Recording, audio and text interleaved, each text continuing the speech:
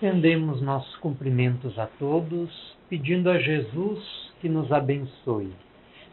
No ano de 1946, surgia mais uma obra do espírito André Luiz, Obreiros da Vida Eterna. Era a quarta obra da sua série, psicografada pelo médium mineiro Francisco Cândido Xavier.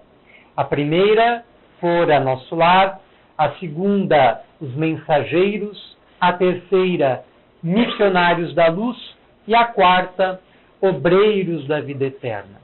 Uma obra sensacional, de uma profundidade incomparável, na qual o autor espiritual, ao narrar as suas experiências nas dimensões sutis, diáfanas, espirituais que circunvolvem o nosso planeta, aparece a primeira vez como um servidor engajado na proposta do Senhor de socorrer e ajudar.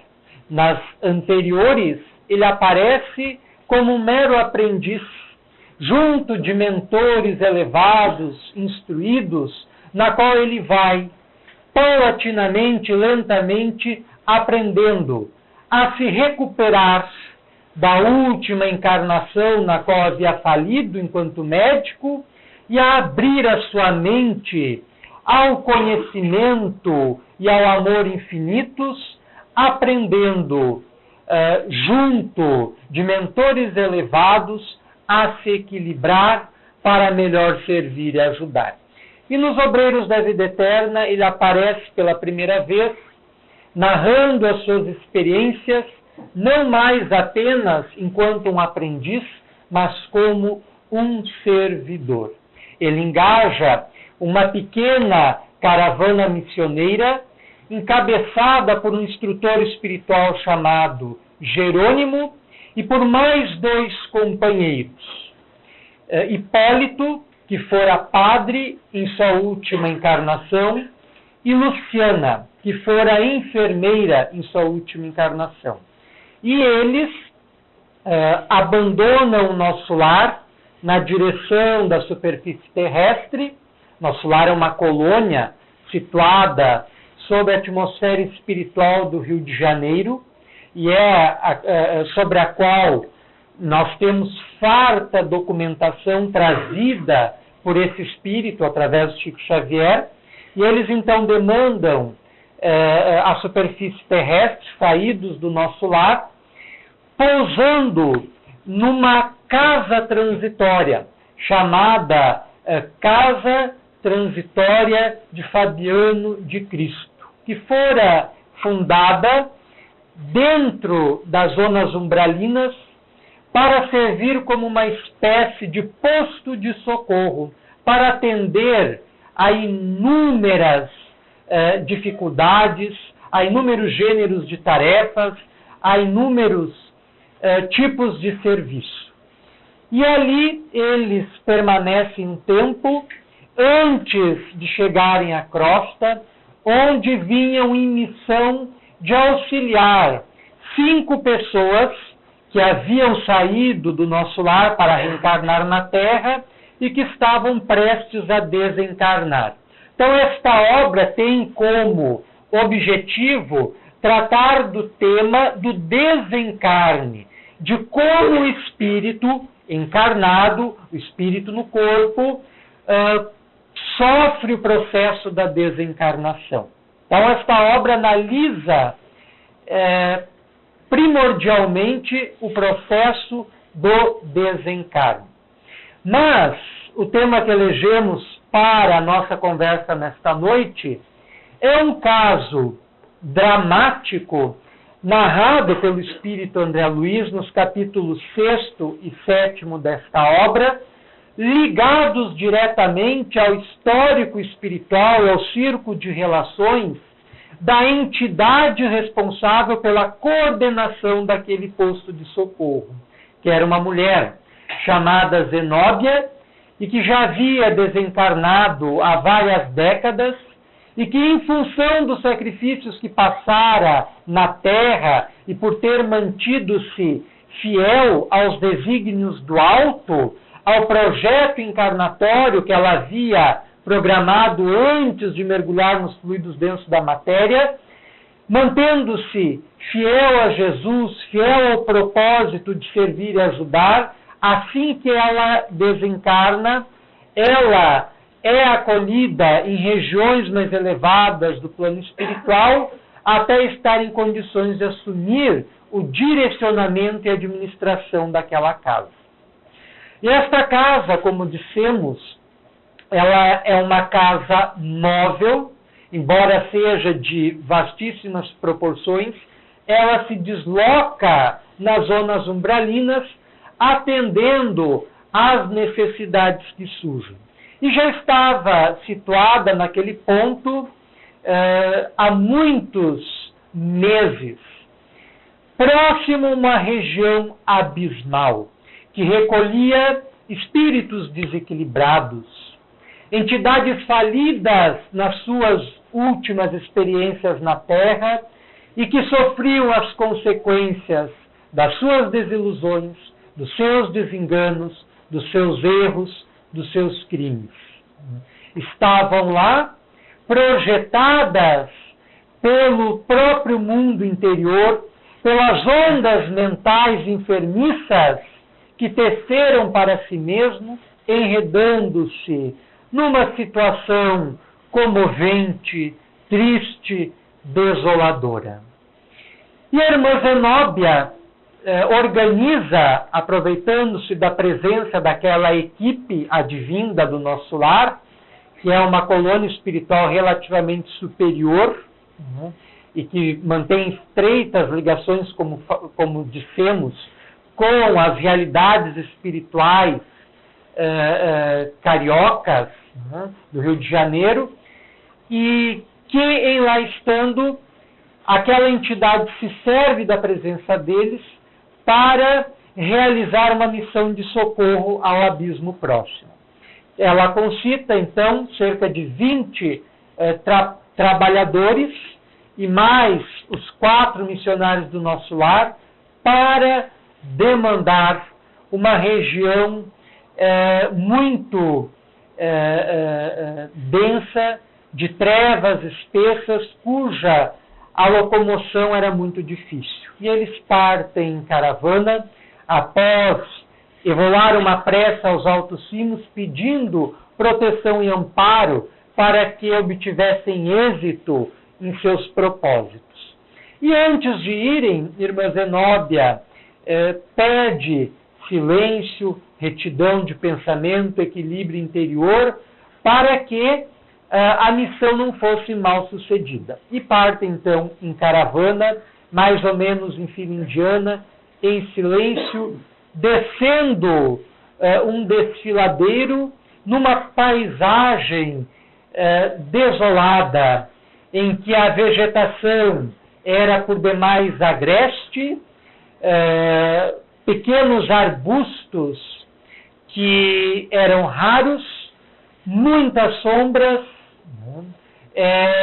um ar muito denso, difícil de respirar, e eles seguem então por caminhos tortuosos, em silêncio, com dificuldade para manter o equilíbrio mental, para manter a paz interior ante paisagem tão triste e de vibrações tão negativas. Nisso, André Luiz, como certamente os demais, passa a ouvir alguns gemidos que pareciam se confundir com pios sinistros de aves negras que eles não conseguiam divisar e criaturas outras que não percebiam, que não conseguiam ver. E ele pergunta, ao parecer surgir do próprio ambiente por onde transitavam, alguns gemidos, apelos de socorro, se eles, naquele lugar, não se encontravam diante de almas humanas.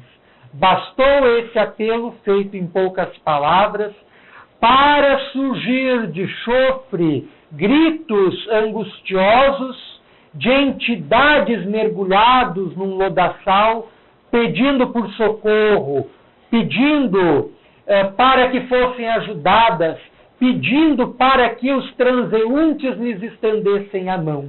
E, ao mesmo tempo, vindo das regiões abismal, criaturas indescritíveis que André Luiz, ipsis literi, literalmente, descreve como assemelhando-se a sáurios de vastas proporções que emergiam dos abismos, tentando avançar contra a comitiva iluminada que demandava abismo mais profundo em missão de socorro. E nisso, alguns participantes daquela caravana se utilizam de alguns instrumentos para se protegerem daquelas criaturas monstruosas que avançavam contra eles. Essas narrativas são fantásticas e muitas vezes beiram a ficção científica e fazem com que percebamos o tamanho incomensurável da nossa ignorância acerca da nossa realidade espiritual. Certamente Shakespeare, quando se expressou em uma de suas peças, me parece que Hamlet, não tenho certeza, que existe mais coisas entre o céu e a terra do que crê a vossa vã filosofia, ele não poderia certamente imaginar a profundidade dessas suas afirmações, porque nós ignoramos essa realidade que é contígua à nossa, mas que os nossos sentidos não percebem. Assim como nós não percebemos o ar, senão pelo aquilo que ele movimenta. No entanto, sem o ar nós não respiramos. Da mesma forma, não vemos vírus e bactérias, mas podem levar a criatura à enfermidade e à morte. Também não vemos os átomos e as micropartículas que os compõem, mas são a realidade que sustentam todo o universo. Então, da mesma forma, essas realidades espirituais, que às vezes, ao nós lermos, abrindo um pequeno parênteses, ao nós lermos, parece inverossímil, impossível, mas que retratam facetas de dimensões que se interpenetram à nossa e nós não percebemos, por não termos os sentidos adestrados para isso. Em algumas das obras que Chico Xavier psicografou dessa entidade, todas elas passavam pelo crivo de uma comissão dentro da Federação Espírita Brasileira, inclusive do seu presidente. E uma em particular, uma obra chamada Libertação, o presidente da Federação Espírita Brasileira, ao ler a obra, não conseguiu entender o conteúdo de algumas descrições. Para ele pareceu muito fantástico. E expôs isso ao médium. E o espírito, através do médium, disse que iria refazer grande parte da obra, porque se ele, que era o presidente da Federação Espírita, fora incapaz de compreender o seu conteúdo, imagina os demais, menos versados nos meandros doutrinários do Espiritismo, seriam investidos também de incompreensão contra a mensagem ali presente. E reorganizou praticamente toda a obra. E aqui chegou a Lúnia, que foi publicada mais tarde pela Federação Espírita. Fechando parênteses. Então, após livrarem-se daquelas criaturas, eles seguem na sua trajetória em declive fundo, até chegarem a uma espécie de plataforma em que a atmosfera parecia melhorada e onde eles passaram a conversar. E a irmã Zenóbia, que era responsável ali por aquela comitiva, por aquela caravana, por aquela missão, esclareceu então, por tabela, André Luiz, que a casa transitória, Fabiano de Cristo, estava ali há muito tempo disposta a ajudar aquelas criaturas naquele lodaçal, em situação desesperadora, e que muitas vezes de lá retiraram muitas daquelas criaturas, albergando-a em seus quartos hospitalares, dentro da casa transitória, mas que por manterem os elos mentais ligados àquela região sombria, acabavam, por um efeito de automatismo mental, retornando para aquela região de onde haviam sido socorridos. Existe um filme muito interessante, que provavelmente muitos já devem ter olhado, que se chama Amor Além da Vida, que é com um famoso ator hollywoodiano, Robin Williams, em que ele protagoniza uma tragédia junto da sua família, os filhos morrem, ele morre, e a esposa desesperada suicida-se. E ela mergulha num abismo dentro de si própria, né? Numa escuridão em si mesma, onde ela vai se alojar numa região por afinidade com outros espíritos que estavam na mesma condição que ela. E o filme foi muito feliz. Ele é inspirado na obra Divina Comédia, no relato que o seu autor, um escritor medieval chamado Dante Alighieri, um dos maiores poetas do período medieval, descreve o inferno, o purgatório e o paraíso, dentro da concepção teológica vigente na época. Mas que é uma descrição fantástica das regiões umbralinas. Dá para comparar perfeitamente o inferno descrito por Dante com o umbral descrito por André Luiz em suas obras, desde O Nosso Lar até a última obra da coleção, que é A Vida Continua. E esse filme, Amor Além da Vida, inspirado nessa obra Divina Comédia, mostra, então, o Robin Williams, não lembramos o nome do personagem no filme, ele mergulha, então, nessa zona sombria, e há uma parte que é muito semelhante a esta narrada pelo espírito André Luiz, onde parece que eles caminham sobre um lodo formado de espíritos entrelaçados numa situação constrangedora e dolorosa. Fechando novamente este outro parênteses. Então, a irmã Zenóbia esclarece, né, que a casa transitória estava ali para socorrer aqueles espíritos, mas aguardando o despertamento interior de cada um.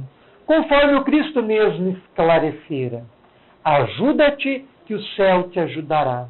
Não adianta muitas vezes nós queremos receber ajuda, mas não queremos nos ajudar, né? Ninguém poderá nos socorrer, né, em última análise, se nós não estivermos predispostos a receber o socorro, a receber o auxílio, a querermos nos auxiliar, né? E ali a irmã Zenóbia pede para que os 20 integrantes da comitiva que estavam ligados aos trabalhos da casa transitória permanecessem naquele lugar, que ela seguiria com Jerônimo, Hipólito, Luciano e André Luiz até uma região beirando um precipício, onde aguardava lá um espírito que era um afeto seu, ao qual ela estava ligado por profundos laços do sentimento e da emoção, e que ela pedia escusas por tratar daquele caso particular, mas possuía a permissão do mais alto para isso e dependia da ajuda daquelas entidades para efetivar o socorro, já que o espírito em questão jazia em trevas dolorosas por várias décadas. E como o próprio André Luiz descreve, numa posição psíquica negativa. Zenóbia e outras pessoas desejavam ajudá-lo, mas ele não queria ser ajudado. E se sentia vítima da sua situação da situação em que se encontrava e injustiçado por completo. E após esse breve esclarecimento, eles seguem até o local onde se encontrava este irmão, amparado por outros 2 trabalhadores da casa transitória Fabiano de Cristo. E lá chegando, para a surpresa geral, Zenóbia despede os 2 trabalhadores da casa transitória, pedindo que eles reintegrem o grupo maior para os trabalhos de socorro às regiões abismais, que eles empreenderiam logo mais, e se senta naquele solo agreste e toma sobre o seu colo, sobre o seu regaço, com muito carinho, aquela entidade de aspecto sombrio. Trajava um burel negro carcomido, indicando que na última encarnação provavelmente for um padre, mas que se encontrava numa situação deplorável. E quando ela o acolhe, ele se revolta e clama contra aquelas entidades que querem perturbar a sua paz. E pergunta: quem são vocês que vêm para agravar ainda mais os meus dramas? E Zenóbia responde que eram irmãos do coração que vinham ali ajudá-lo e socorrê-lo. Embora ele, em função da sua situação, não reconhecesse isso, até por estar com a visão toldada, como que enceguecido e ouvindo com dificuldade. Irmã Zenóbia improvisa uma prece, no que ela pede para ser secundada pelos irmãos que ali se encontram ao seu lado, e após a prece, André Luiz descreve que eles se veem vestidos de luz e que os seus corpos espirituais irradiavam uma luz muito brilhante que se concentravam sobre o tórax da irmã Zenóbia, que se transfundiam através das suas mãos na forma de energias emulsantes, refazentes, sobre a fronte daquele irmão que estava naquela condição dolorosa. E recebendo aquelas energias, ele como que se revigora, no entanto, continua enxergando com dificuldade, mas já começa a ouvir com clareza. E a partir daquele momento, a irmã Zenóbia esclarece que o seu nome era Domênico, que ele fora padre na última encarnação, mas que não soubera honrar a batina que trajara na terra, desencaminhando-se e desencaminhando muitas ovelhas que haviam sido colocadas sob a sua guarda, sob a sua tutela, sob a sua orientação. E ela pede para que a partir daquele momento interceda junto a ela Hipólito, que também fora padre, interceda junto a ele Hipólito, que também fora padre, para que a entidade não se perturbasse ainda mais em reconhecendo a sua voz. Ela desejando assim permanecer oculta aquela entidade em função dos elos que os conectavam. E o padre Hipólito então passa a conversar com ele, a tentar doutriná-lo, a tentar fazer com que ele se demovesse daquela condição de revolta. E ele dizia para o padre Hipólito que se sentia injustiçado, pois que quando na terra os seus pares, os outros padres, bispos com os quais ele tinha relação, lhe prometeram que pelo simples fato de ser padre, estava-lhe garantida as delícias do paraíso e do céu.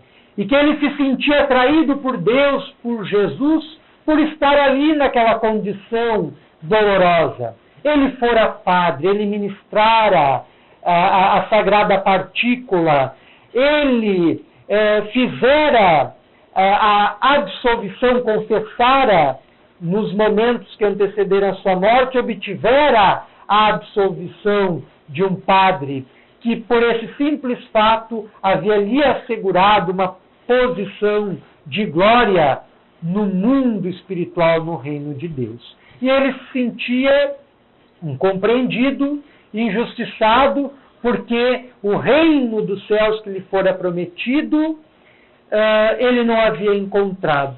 Muito pelo contrário, estava numa situação por demais deplorável. E ali permanece, então, naquele diálogo, quando o padre Hipólito lhe esclarece que cada um traz na sua consciência o próprio juiz, e que se ele encontrava-se naquela condição, não era em vão, e que ele trazia em si mesmo o retrato das suas quedas na terra. E nisso passa a interceder Luciana, que era dotado de uma sutil capacidade de clarividência. Aqui cumpre abrirmos mais um parênteses.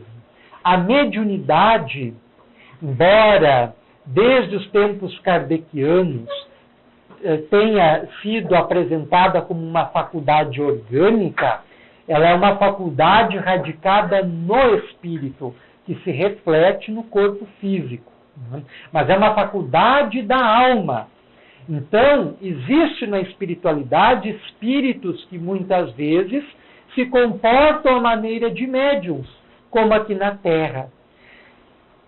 São médiuns entre diferentes planos, médiuns entre espíritos de um nível vibratório superior com níveis vibratórios mais inferiores. Então, exerce uma posição de intermediários, fechando parênteses. E esta irmã, enfermeira Luciana, era dotada de uma faculdade bastante desenvolvida de clarividência, de penetrar nos meandros mentais das criaturas. Ao olhar as pessoas, ela conseguia identificar na própria onda mental do indivíduo todo o seu passado espiritual. É conhecido, por exemplo, o médium Edgar Cayce, que viveu entre o final do século XIX e início do século XX, e que era dotado dessa faculdade de, ao observar as criaturas, acessar as suas experiências de vidas passadas e esclarecer as pessoas sobre os dramas que viviam no momento relacionados a episódios de antanho, de outras vidas. Então, Luciana passa a mergulhar a sua mente na mente do padre Domênico e a descrever para ele os episódios da sua última encarnação e os seus erros, porque ele se negava a reconhecer que havia errado e não queria fazer por si só o processo do autoexame, da autoanálise, reconhecendo que errou, apresentando o desejo de reparar, esforçando-se por encontrar forças para seguir adiante, conseguindo consertar os seus desenganos. Ele estava, como descreve André Luiz, numa posição psíquica negativa. Não queria se reconhecer como alguém que errou. Muito pelo contrário, Jesus havia errado com ele, Deus havia errado com ele, ao lançar-lhe em situação tão deplorável e dolorosa. E Luciana passa então a descrever para ele a primeira cena que se apresentou à sua visão mental. Ela viu ele nos seus derradeiros momentos na Terra. Ele havia recebido no confessionário uma senhora bastante jovem ainda, que havia lhe segredado alguns problemas conjugais que estava enfrentando, pedindo orientação, conselho, orientação. E ele, um homem dominador e muito sedutor, conseguiu aconselhá-la a tomar algumas atitudes que não condiziam com o que um sacerdote ligado a Jesus deveria orientar, deveria sugerir, deveria propor. E após repetidos encontros, à medida que ia ganhando a confiança da mulher, foi visitá-la certa noite Ao saber que o marido estava ausente, havia viajado a serviço, e ele seduz a mulher, e ambos acabam descambando para um relacionamento extraconjugal. Mas o marido havia retornado de surpresa e presencia toda a cena e se enche de revolta. Sai de casa, vai comprar um vinho e despeja dentro do vinho uma substância química mortífera, um veneno terrível. E avança até a paróquia, onde ele aguarda o regresso do pároco. Quando ele vê o pároco voltando à igreja, ele finge que havia recém voltado de viagem e abraça o padre, que já havia se tornado íntimo da família, amigo da família, e lhe propõe, né, que entrassem, tomassem um vinho, colocasse a conversa em dia, isso já à noite bem avançada. E o padre anui, não desconfiando do que aquele homem, com os seus brios feridos, havia tramado contra ele. Adentram na casa paroquial, passam a conversar, a tomar o vinho, e nisso o padre começa a sufocar. E não consegue mais falar.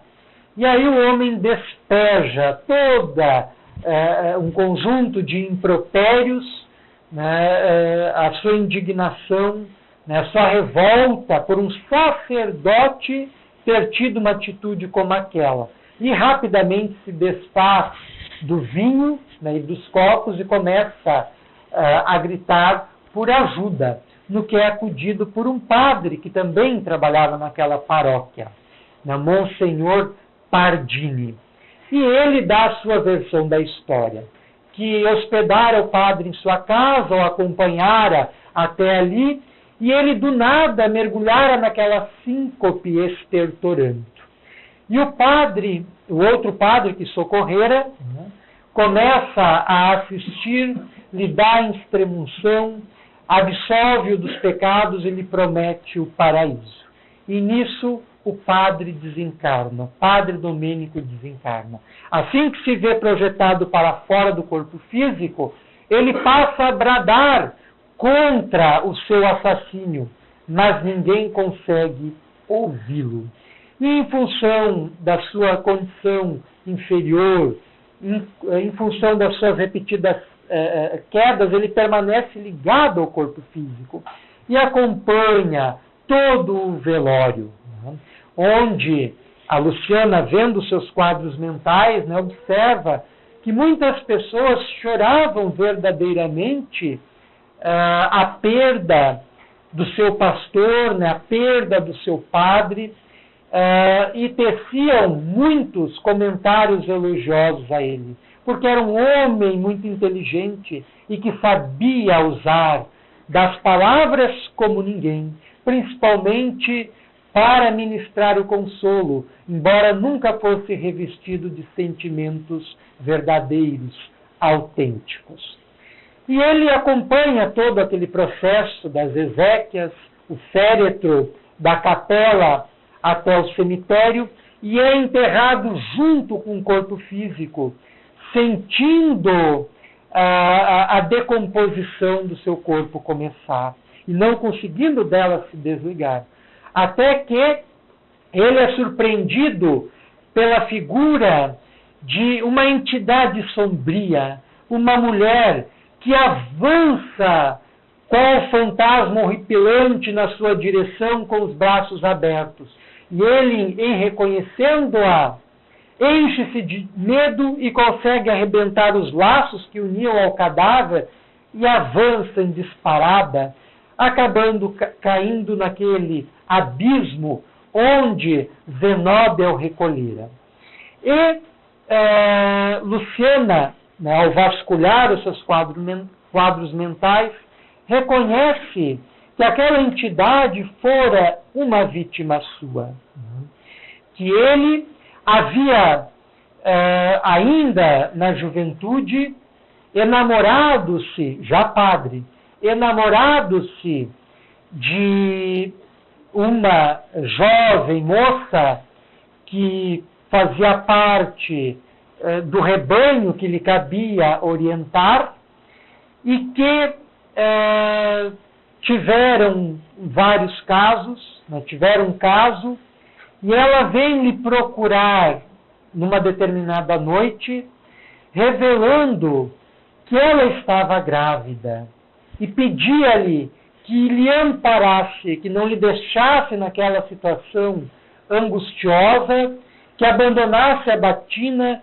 e que fosse abraçar junto dela uma nova vida.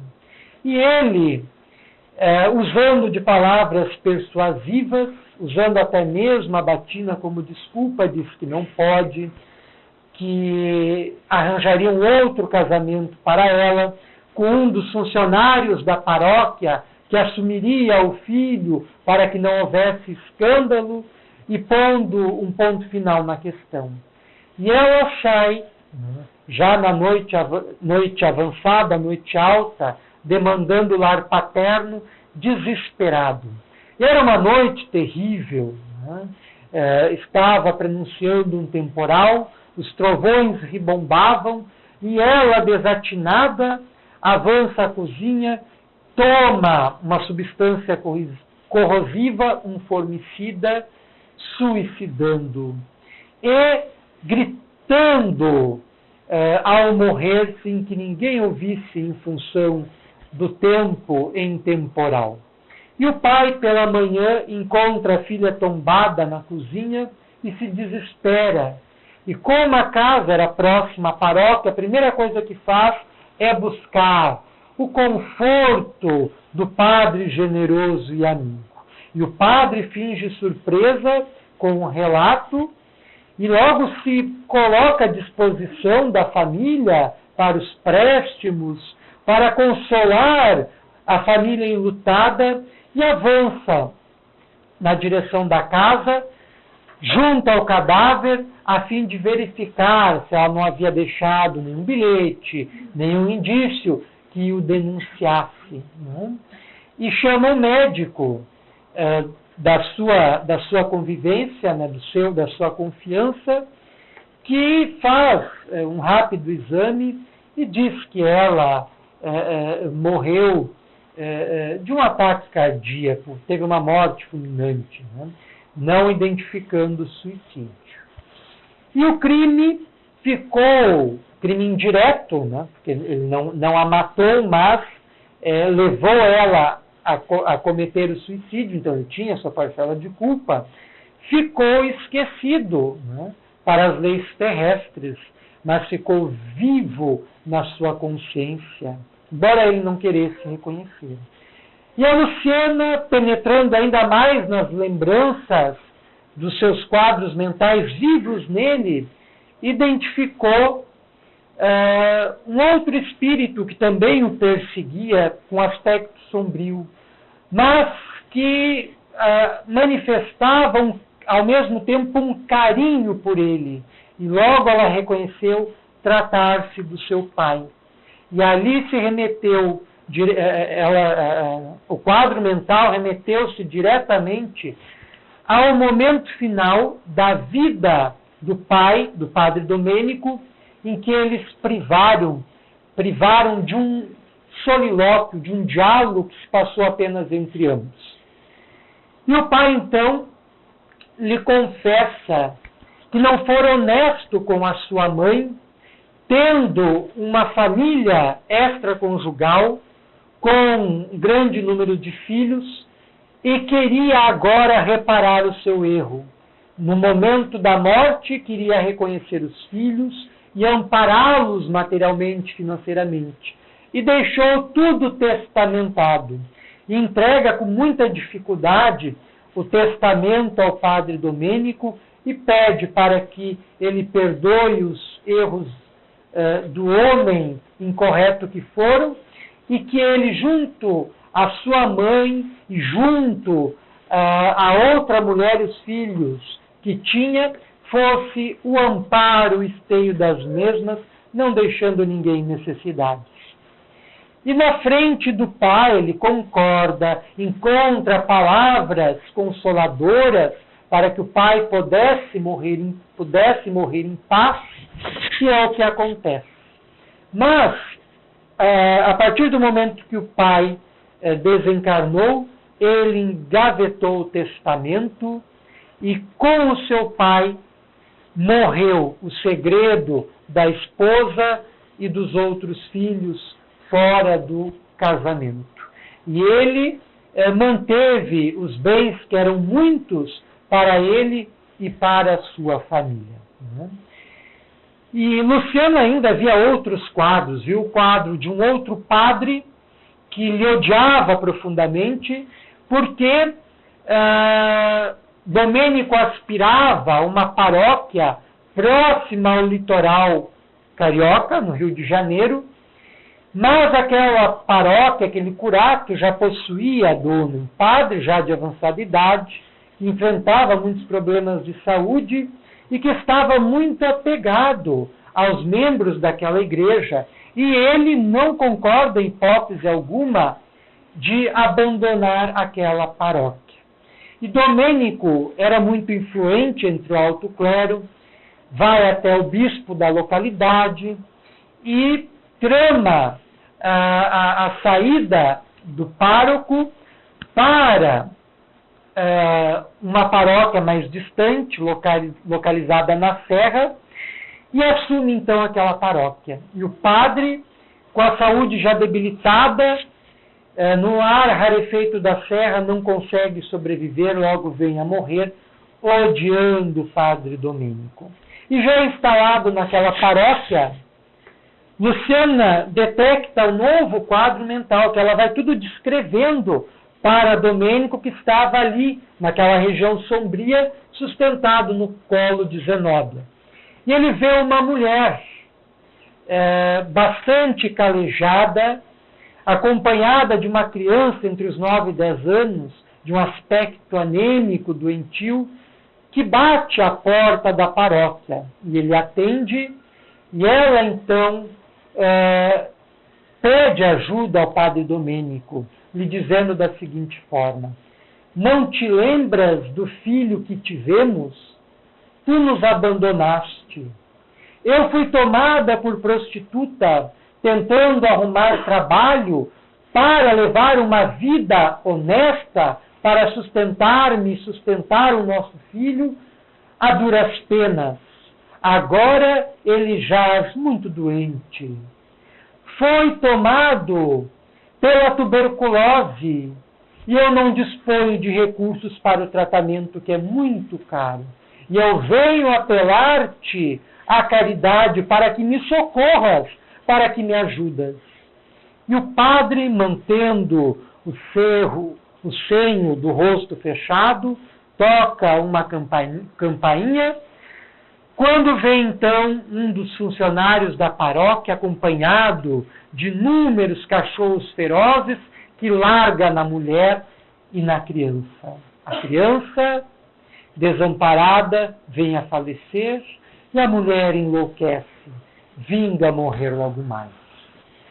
E Luciana seguiria narrando outros quadros mentais que ela detectava, ao que Domênico, amparado por Zenóbia, grita: já basta, já é o suficiente, eu reconheço que sou um réprobo, um criminoso, que errei muito, mas eu peço que se apiadem de mim e que me socorram.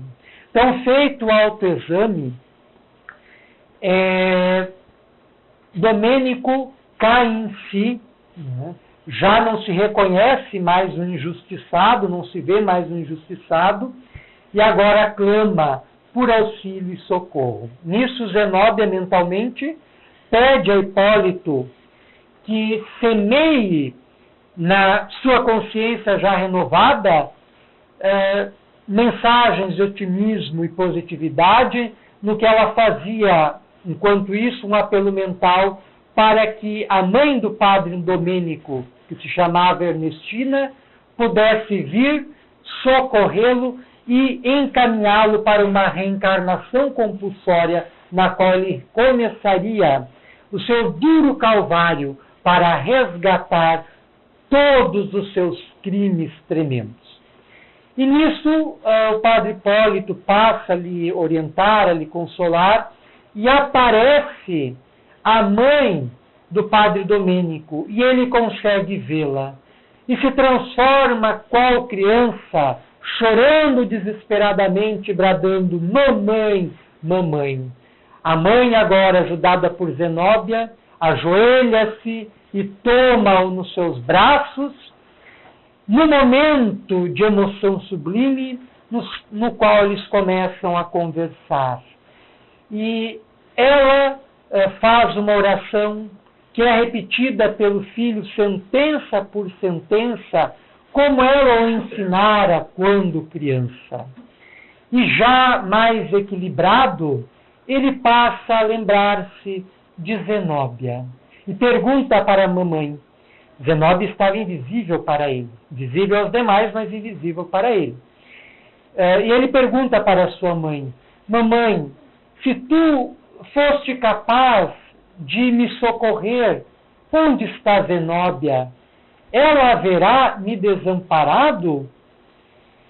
E aí ele começa a elocubrar. Nós estávamos prometidos um para o outro na juventude. Se tivéssemos casado, certamente eu não teria resvalado no erro e teríamos sido felizes, porque ela teria me apoiado. E a mãe lhe chama a atenção, dizendo que Zenóbia havia sido forçada pela família a desposar um viúvo com um grande número de filhos, e havia se sacrificado pelos pais, pelo novo esposo e pelos filhos, que não eram seus, mas que adotou como se fossem. E que ele não, livremente, adotara o celibato, investira a batina de padre, mas não soubera honrar os seus compromissos cristãos. E ele passa a desesperar-se, a chorar pelas lembranças que vinham. E nisso Zenóbia se emociona e chora. E ele sente, embora não tenha visto, não conseguisse ver, as lágrimas de Zenóbia ali inundar-lhe a face. E ele pergunta: mãe, quem é que está chorando por mim? E a mãe lhe responde da seguinte forma: são os anjos, filho, porque os anjos, quando uma alma desperta do abismo, se comovem e choram. E ali a mãe toma aquela entidade comprometida consigo própria e com as leis divinas e com inúmeras outras consciências com as quais não soubera agir decentemente, avançando na direção da terra, onde já estava preparado para ele uma reencarnação compulsória. Zenóbia agradece aqueles que estão ali presentes por terem conseguido resolver aquele drama que já vinha de muito tempo e avançam junto aos demais para continuar a missão de socorro àquele abismo sombrio. Esta história encontra-se relatada nos capítulos 6º e 7º do Obreiros da Vida Eterna, capítulo 6º intitulado Dentro da Noite, capítulo 7º intitulado Leitura Mental, pelo fato da enfermeira Luciana conseguir fazer a leitura espiritual do Padre Domênico. Convidamos todos a fazer a leitura desses capítulos, como de toda a obra, que é espetacular, é extraordinária e pejada de lições comoventes, que fazem com que reflitamos sobre a nossa condição na Terra, sobre a nossa consciência, sobre o que temos feito da nossa vida, das nossas possibilidades, das circunstâncias em que vivemos, de como temos nos comportado junto à esposa, junto ao marido, junto aos filhos, junto aos pais, junto à família como um todo, perante a sociedade. Faz com que reflitamos acerca da nossa intimidade, acerca dos painéis da nossa mente e do nosso coração, que são um retrato de tudo que nós fazemos, de tudo que nós falamos, de tudo que nós pensamos. Somos herdeiros de nós mesmos, não nos equivoquemos.